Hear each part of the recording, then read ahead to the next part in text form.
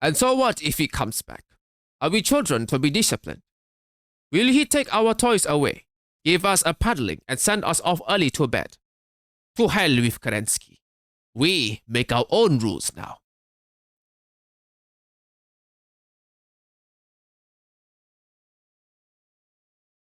Five years had passed since the dissolution. 5 final years of relative peace that will not return for centuries. During this brief respite, the great houses raced toward Terra to seize former Terran territories and technologies. Few SLDF units remained within the hegemony, as most had followed Kerensky into exile. Those who stayed behind became mercenaries or pledged loyalty to local Terran rulers, each vying for control over the shattered remains of the hegemony. But despite their efforts, these scattered remnants were no match for the overwhelming might of the 5 great houses, whose campaigns often brought further ruin to the already devastated region. Notably, the Capellan front was comparatively peaceful. Capellan soldiers often landed and immediately requested a parley. The system they reached first offered relatively little resistance, as the population was exhausted by war, and the Capellan Confederation was the only major power that chose diplomacy over immediate aggression. During these transitional years, Chancellor Barbara Lau likely recognized the storm brewing on the horizon. While she secured former hegemony worlds, she also focused on strengthening her military. Capellan companies such as Hilco began manufacturing weapons like the Long-Tom artillery system, which were integrated into newly formed specialized CCAF units. Barbara also succeeded in recruiting at least 2 mercenary commands composed of former SLDF soldiers, the 4th Tau Ceti Rangers and the 15th Draken. These units would go on to serve House Lau for generations. When the calendar turned to December 2786, Coordinator Minoru Kurita declared himself the First Lord of the Star League.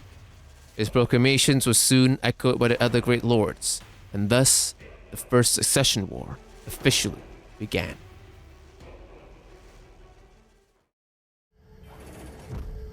How many do you think there are now, Red One?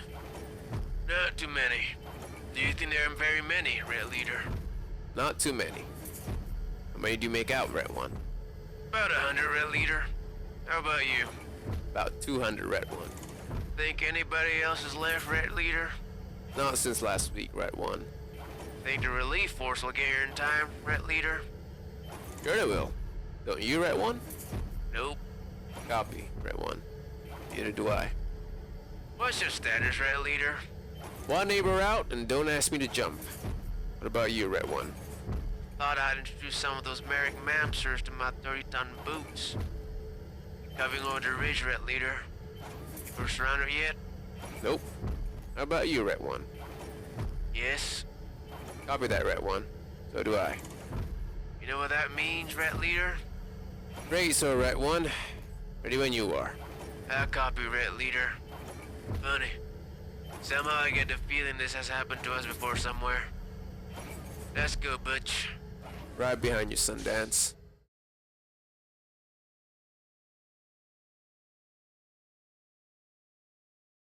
War erupted across the Innisphere. The Great Houses battled not only for ultimate supremacy, but also to settle long-standing grievances, such as the fate of the Chesterton worlds.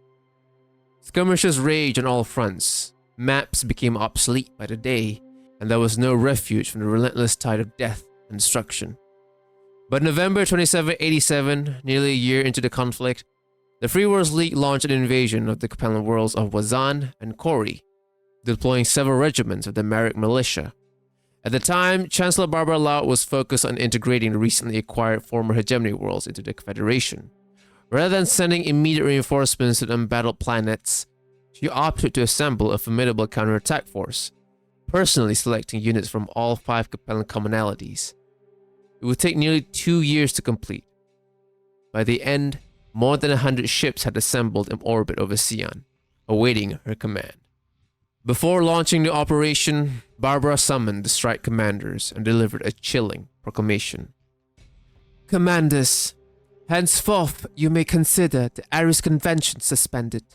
I expect you all to act accordingly. Some commanders were bewildered by the declaration, uncertain of its implications. but not Colonel Devlin. He knew precisely what Barbara meant. The Ares Conventions were an accord signed by all major powers, prohibiting the use of nuclear, chemical, and biological weapons. They also serve as a moral pledge to not bring war to civilian populations or centers of habitation. Former Capellan Chancellor Elisha Lau had championed the creation of these conventions in good faith, seeking to instill a measure of restraint in warfare. However, his successors quietly undermined the ideal, secretly amassing stockpiles of prohibited weapons over the decades, even as they publicly upheld the agreement. The conventions, already fraying at the edges, were ultimately rendered null when Captain General Kenyon Marek employed atomic weapons in his war against the Lyran Commonwealth. Strike Force Devlin did not head towards Wazan or Kori. Instead, they crossed into Free Worlds League space, setting their course for New Delos. Upon arrival, they transmitted stolen Marek codes to pose as a supply fleet. The ruse was only discovered when it was too late. By the time Marek forces realized the size and intent of the incoming fleet, the Capellans had already reached orbit, and the aerospace fighters filled the skies. Once orbital control was secured, Devlin launched the assault. Dropships deployed more than 10 regiments of Battlemechs, which began an unrelenting march towards the planet's capital. Knowing he could not repel such a force, the Marek commander adopted a delaying strategy, hoping to buy time for reinforcements. However, his efforts amounted to little more than scattered harassment. When the Capellan forces fully occupied the capital, the defenders realized that this was not a standard invasion. Capellan mechs and fighters began indiscriminate attacks on the city. Thunderbolts and archers roamed the streets, firing on anything in their path. Marek forces rushed in to aid the panicked civilians, breaking to small units to respond to distress calls, but these units were quickly targeted and destroyed by Capellan thrush fighters. By the time the assault ended, over 20,000 civilians had been killed, with countless more wounded. Why did this occur? What was the motive behind this massacre? Barbara's intent was psychological warfare, to terrorize the Free Worlds League into submission, echoing the brutal tactics of ancient Rome where atrocities were committed to pacify rebellious tribes. But the strategy backfired.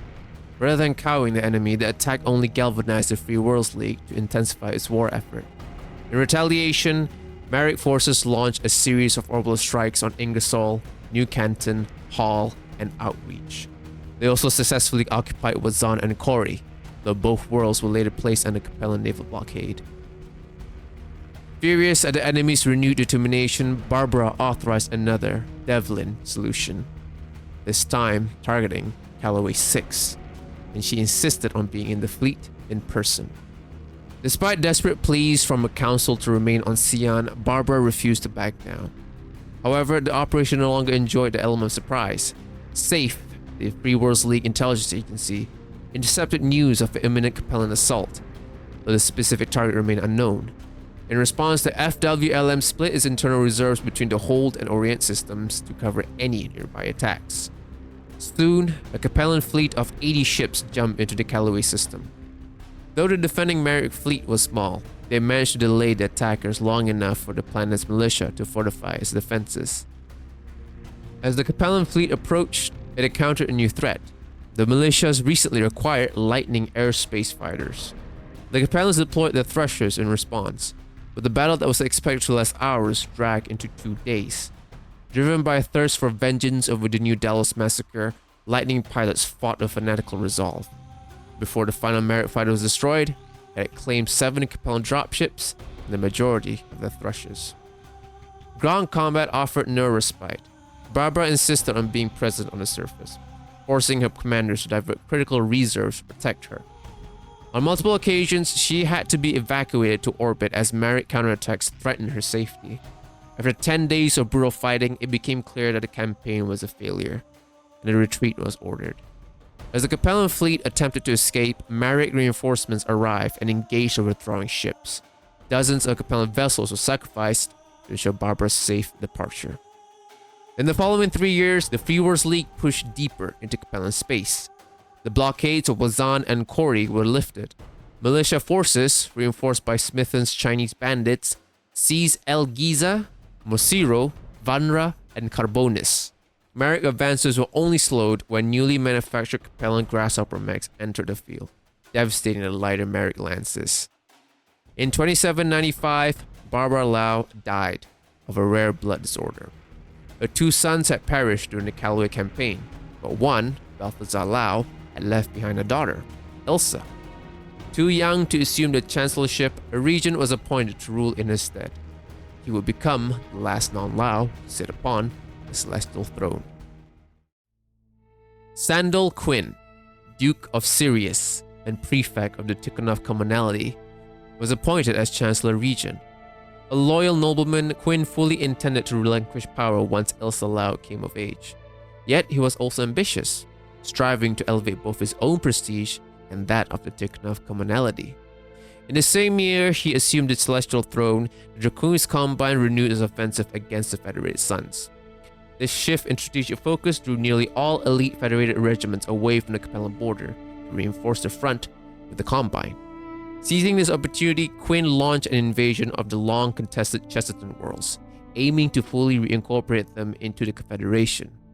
The campaign began in April 2795, when McCormack's Fusiliers and the 4th Tau Ceti Rangers, equipped with newly produced warhammers, struck and successfully captured the worlds of Merak, Farewell, Sonia, Demeter, Castleton, and Sanilac. In June 2797, the 15th Dracone, outfitted with Crusader Battlemechs, seized Tawas, and by early 2798, Blandford's cuirassiers had taken Ulaanbaatar. This series of victories significantly boosted the morale of the Capellan Confederation armed forces, which had been demoralized since the debacle at Callaway 6.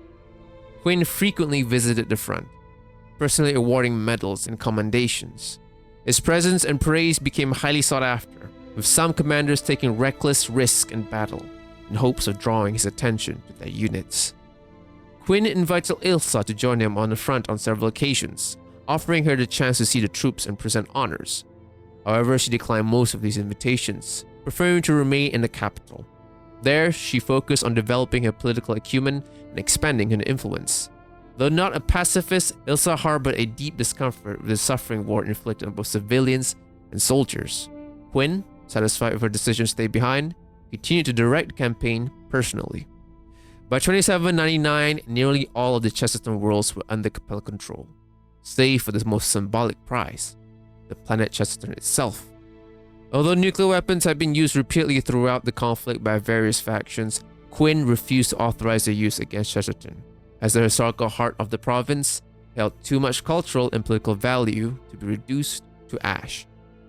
3 years later, Ilsa came of age. True to his word, Sandal Quinn, the last non-Lau to sit upon the celestial throne, stepped down, transferring full power to the rightful heir.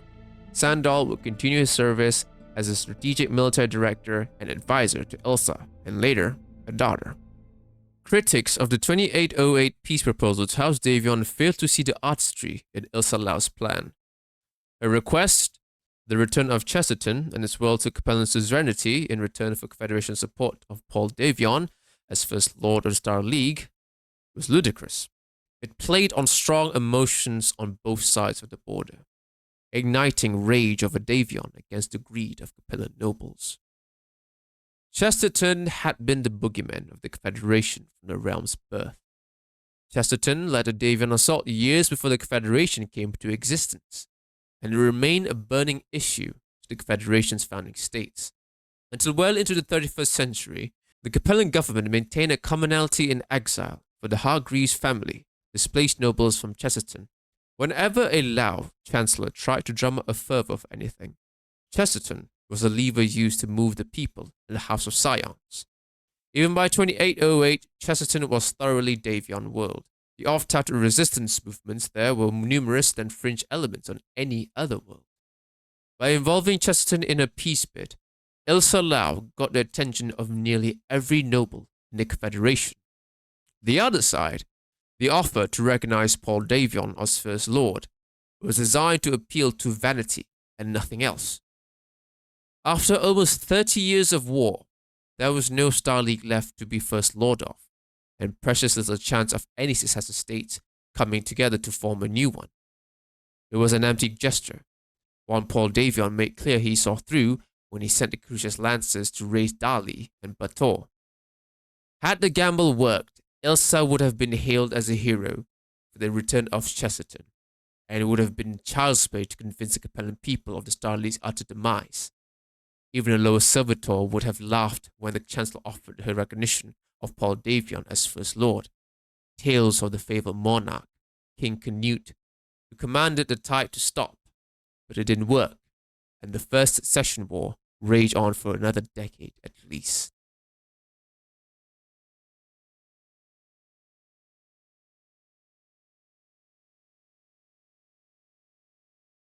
Ilsa Lau inherited a larger but weakened Capellan Confederation. Decades of relentless warfare had left the CCAF in a diminished state, both in numbers and morale. Eager to end the prolonged conflict with House Davion, Ilsa drafted a peace proposal in 2808. In it, she offered to renounce her claim to the title of First Lord and pledged the Confederation's support for Paul Davion as a rightful heir to the Star League legacy. In return, she sought the recognition and permanent cessation of the Chesterton Worlds, the Capellan Confederation. The proposal, however, provoked outrage within the Confederation. Many saw it as a betrayal of her ancestors' legacy, with some even branding her a traitor.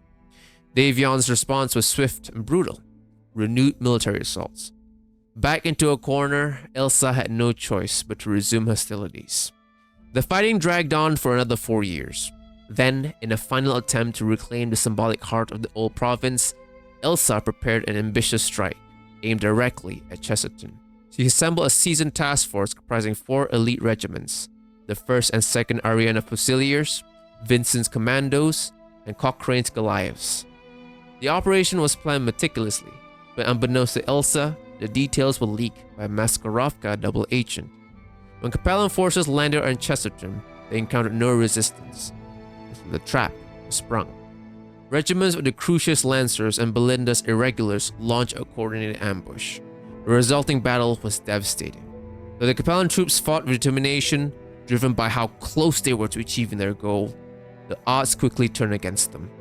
After 2 days of fierce fighting, the remaining senior officers were forced to order a retreat. Of the 12 battalions that made planetfall, barely 2 escaped intact. The Capellans lost over 130 Bellamacs, including the entire contingent of Wolverines. Even more devastating was the loss of experienced Mech warriors, veterans who could not easily be replaced. The final campaign to reclaim Chesterton had ended in a catastrophe. Soon after, the war across the Inner Sphere grounded to a halt. Exhausted and depleted, each great house ceased major operations. None had come close to claiming the mantle of First Lord. Elsar emerged from the conflict a changed woman. Once a hopeful peacemaker, she now took on the mantle of a hardened warrior leader. She began spending more time with the military, and her post-war reconstruction efforts prioritized research, development, and the rebuilding of the Capellan military strength. It was during this time that the Vindicator was born, the Battlemech that would become the symbolic face of the CCAF. Designed to be simple, efficient, and capable of delivering a powerful strike, the Vindicator was mass-produced and widely deployed. Through its production, the CCAF began to recover its strength, restoring its numbers and revitalizing its image across the Confederation.